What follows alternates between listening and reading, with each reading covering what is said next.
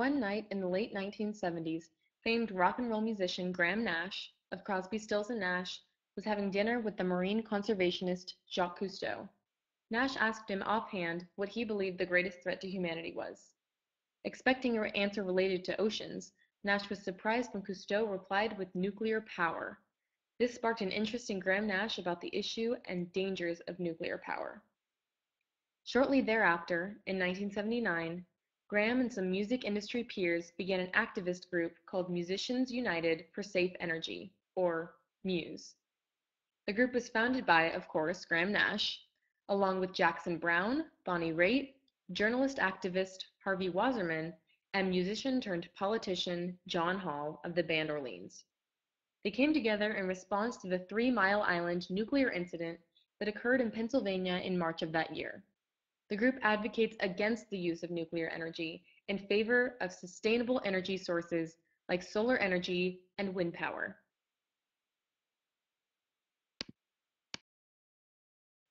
For those who don't know, nuclear power includes both nuclear weapons and nuclear energy. Those who oppose nuclear energy say it's dangerous because nuclear power plant accidents and radioactive waste disposal all pose a threat for human and environmental health. The 3 Mile Island accident was the worst commercial American nuclear power plant disaster in history that occurred because of a partial meltdown of one of its 2 nuclear reactors. This caused a rise in public awareness and activism against nuclear power. A movie called The China Syndrome, a thriller following safety violations at a fictional nuclear power plant, was released actually a few days before the 3 Mile Island disaster, and also drew national concern for the danger of nuclear power. When I first find out that they dropped approximately 20,000 barrels of low-level nuclear waste in iron steel barrels at the bottom of the ocean just off San Francisco Bay, just off the Farallon Islands, as a matter of fact. Now, I can see the Farallon Islands from my kitchen window, so that's how close I am to that. And to think that somebody stupidly made a policy of trying to dispose of nuclear waste in such an insane manner deserves great investigation, I think. I've seen actual photographs of giant mutant sponges growing out of these destroyed barrels lying on the bottom of the ocean. I've read reports of cesium being found already in the fatty tissue of fish that have been caught in the bay and served to diners in San Francisco. From that, it becomes evident how the poison travels through the food chain, and it's just a great indication of the incredible dangers of what we're doing to our environment. And my reaction to all that information was my song, Barrel of Pain. I can see the sea begin to glow. I can feel it leaking down below. I can barely stand it, but you're doing to me, yes. And in the morning we'll still feel the same. How you gonna stop yourself from going insane? With glowing children and a barrel of pain. I don't wanna hear it no more. Hear it. So, partly in reaction to these events, MUSE was created and had the idea to hold a series of concerts which would be recorded and filmed, as well as a public rally to raise awareness and money for anti-nuclear causes. After months of organizing, the No Nukes concerts were planned for September 19th through 23rd of 1979 at Madison Square Garden in New York City. There would be 5 concerts in total, with a protest on the last day, September 23rd, in the then empty north end of Battery Park City Landfill in New York City. Having a plethora of music industry connections, MUSE was able to fill the concert lineup with A-list rock and folk stars. Performers included MUSE members Jackson Browne, Bonnie Raitt, and Graham Nash, along with Stephen Stills and David Crosby, as well as James Taylor and spouse Carly Simon, Bruce Springsteen and the E Street Band, Chaka Khan, the Doobie Brothers, Jesse Colin Young, Tom Petty, and others. This would be the first official recording of Bruce Springsteen and the E Street Band's famed live performance. This would also be Springsteen's first experience with political activism. He was advised by his manager not to make any statements about his support for the anti-nuclear movement. Others, however, such as James Taylor and John Hall, have been vocal about the issue.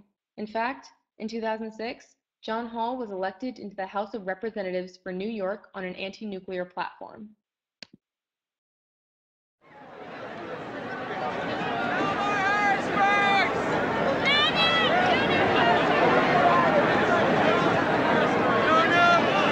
Gate 4 this way, gate 3 this way. No nukes, man, no nukes! This is $1, and if you're on welfare, take the cheaper one. This is plastic, only 2 quarters. We do have disaster plans, though, so you can't really say that there are no plans. People can make mistakes, even the big experts. I'm for nuclear energy. I think most of the crowd here is a bunch of bullshitters. They're just coming to see the concert, you know? I hope it's a good one. I hope Jackson Brown plays all night long. I know you're clearing the hallway. You're making me leave. I don't believe you. This is this is my. Hey, Let's go.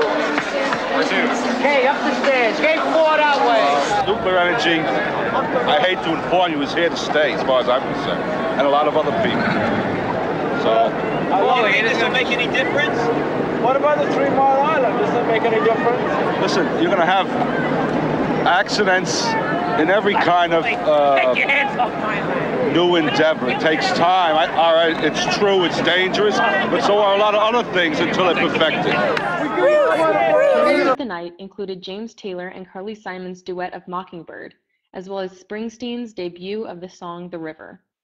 The concerts, film, and album, which were released the following year, made about $1 million, and all acts played for free. Muse distributed the money to American anti-nuclear organizations. As a benefit concert, it's been compared with George Harrison's Concert for Bangladesh in 1971 and Live Aid in 1985. While Concert for Bangladesh was the first mainstream benefit concert, No Nukes was really a turning point in rock activism.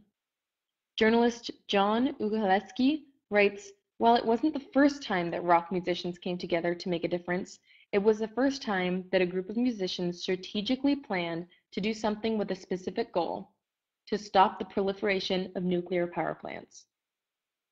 They were fighting for something, a relevant, controversial, hot-button issue, making it dissimilar from the previously mentioned benefit concerts, which had unchallenged philanthropic intentions. I'm interested in the No Nukes project because I love politics and music, and it's interesting to see how these two passions intertwine. Musicians have been making socially conscious music for decades, but politically active music truly emerged in the socially turbulent 1960s with the folk music genre. Bob Dylan is thought of as an important actor in the social environment in the 1960s, and he also inspired many musicians that followed him.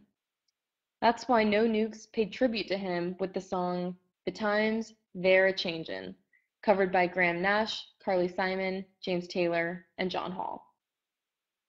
The times they are a-changin'. Come senators, congressmen, please heed the call. Don't stand in the doorway, don't block up the hall.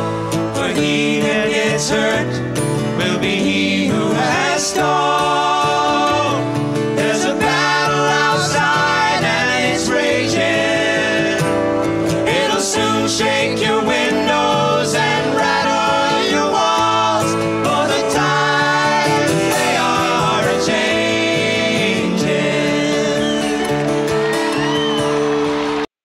However, some don't believe that musicians have a place in the political sphere. Many artists have received backlash for their activism, cynics believing that rockers are out of touch with the real, global problems, and their attempts at political and social involvement are merely good intentions.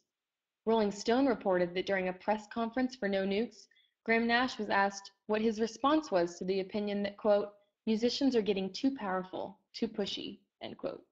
Nash's reply was, quote, "I believe that when nuclear power companies are threatening my life personally, I'm going to get up and scream as loud as I can, no matter what I do for a job," end quote. Bonnie Raitt, who is also sitting on the Muse panel, added, quote, "Our responsibility is to focus on media attention. If just the movement people had been here today, you probably wouldn't have covered this," end quote. Indeed, history has shown that musicians are very powerful in politics because they can use their celebrity and songwriting to draw media attention to virtually any issue they desire. Jackson Brown also answered the question, stating, "It's not very much power compared to what they have."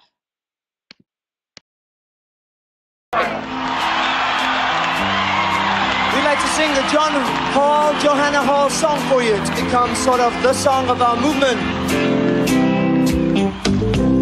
Just give me the warm power of the sun. Give me the steady flow of a waterfall.